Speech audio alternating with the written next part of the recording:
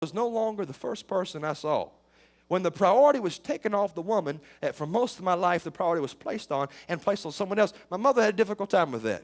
I'm just love you today. That's why she's sitting in the back. Now she's not sitting on, she might throw one of those water bottles and pop right in the side of the head. I should have had a V8, what I'm talking about today. It was a little difficult for us. It took some adjustment. After a couple of years of trial and error, we found something that works. We got to a place we communicate. Everything's good. We have a wonderful working relationship. Everything is functional, but I learned so many things through that. Is that everybody I talked to was going through the very same thing. We'd go to the black church. Same thing happened. I'm so glad we got some color in the house today. I love you. I do. I really do. I appreciate you. I'm not a racial man, by the way. Sometimes I feel like I was dipped in the wrong paint. You have to talk to Scooter. He had an interesting experience this weekend. We were the only 2 white guys in the church. They were spread in the middle of the Oreo Thin Friday night. I'm telling you what. But we enjoyed it and had a good time through the process. I've dealt with all walks, all races of people, all skin colors, all denominations, Presbyterian, Baptist, Methodist, all these different, and I found the same problems. Is that there's contention between the men and women, and then men, we almost have to choose which one, right? We're going to choose mama or our wife. And then we're almost in this world where we've got to choose mama when we're talking to mama and choose wifey when we're talking to wifey. And it's not supposed to be that way. And for whatever reason, wives, you don't have to make it so difficult on a man. Can't we not all just get along? And there's a mama mentality that want to nurture and protect.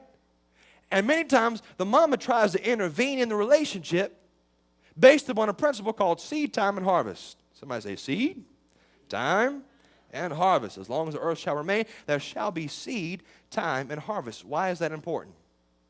Many preachers use that, and I'm talking about this next week. This is just along the same lines. We're going to talk about childish understanding concerning money. Going to be some big stuff next week. If you don't come to any service, come to these next 2 services. I'm serious. I've got something for you. We use that scripture in relations to your giving and your tithes. And in reality, it is a principle that works. I believe it is Galatians chapter 6, verse 7. Put that up for us today. Galatians 6 and 7. Got something for you today. Be not deceived, God is not mocked. Somebody say he's not mocked. Why is he not mocked? For whatsoever a man soweth, that shall he also reap. God said, I'm not mocked when seed time and harvest really works. When what a man sows, he reaps. I'm not mocked when that happens. Where you at, mama? God is mocked when you stand in the way of somebody reaping their harvest. And we many times don't ever talk about it in the sense of reaping it from good things. But a mama will forever stand in the way of trouble reaching her child. Can somebody say amen? Every mama, I can hear the anthem of your heart beating right now. But the problem that I have with that is that God is mocked when what you sow, you do not reap. So let's just make it real. Little Junior messed up. Things worked out. Little Junior has to pay child support. And you tell little Junior, listen, you better keep your obligations straight. You better pay that thing. And it keeps going and going. He's still living crazy and things not working out. So what does mama do? She steps in and has the mama mentality. Well, I'm still got to nurture and protect. I still got to do those things. So what does mama do? She begins to pay the bill for the man. 35 years old, not respecting his own obligations. So she pays it. And she's praying, going, can you just help my son? Can you help little Junior, please? Can you just pray for him? He gets responsible and does what he needs to do. And he's still drinking and he's still running with the same. Can you just pray for him? If you would step out of the way and lose the victim mentality that it's all about you and that you're the only one that can save him, you are mocking God. Watch this. Mama, step out of the way and let the police come knocking on little Junior's door. And he gets taken to a place where he finds a 6'7", 385-pound man people call tiny that thinks he's cute. I promise when little Junior gets up out the thing, he will know exactly when it's due and he will hand deliver that baby. Why? Because he reaped what he sowed through the process. And we've got that effect, and that's just a small comparison. It could be so much more simpler than that.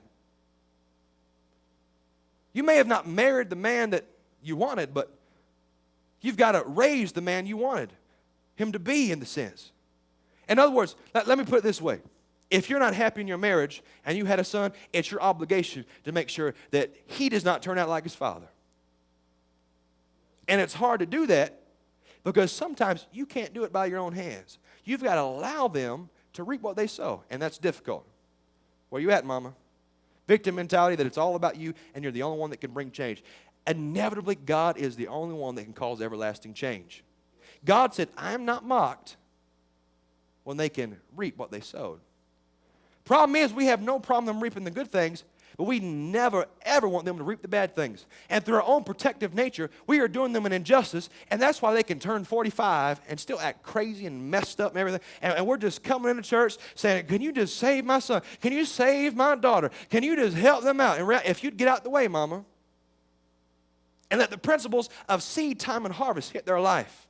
Because it's great when the only cups that they're passed their way is a cup of joy. Let them drink the bitter cup one time, and I promise your prayers will be answered. Victim mentality is that the only answer can come from you. Talking to the mamas today. Serious but true. You don't believe me? Try it. What are you going to lose? Try it one time and watch it work. Same subject, different scenario. I am so interested to see the reaction after this next statement.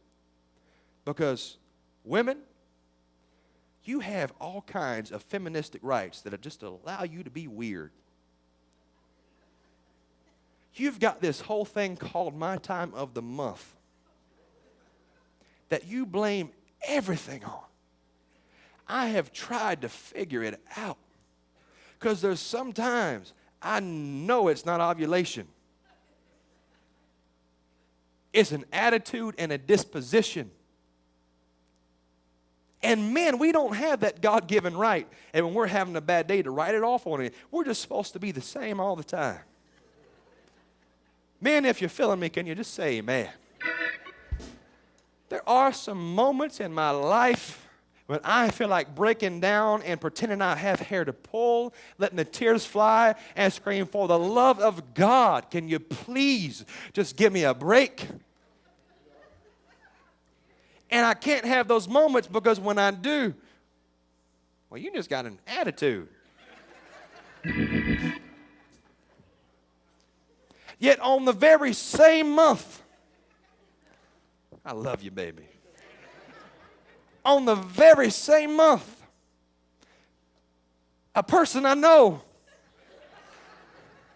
can walk through the door. And I say, hey.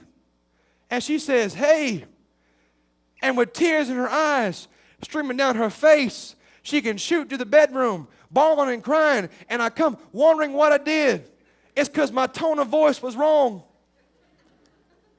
Or my action was delayed and I couldn't stop watching UFC to look over and say, hey, fast enough. And I stared at the TV and said, hey, like this. And it takes hours to recover.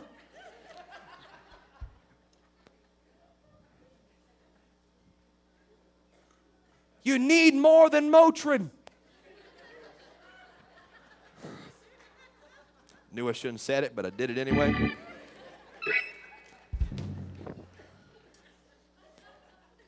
And it's okay for you to do that because your feministic right is you all do it.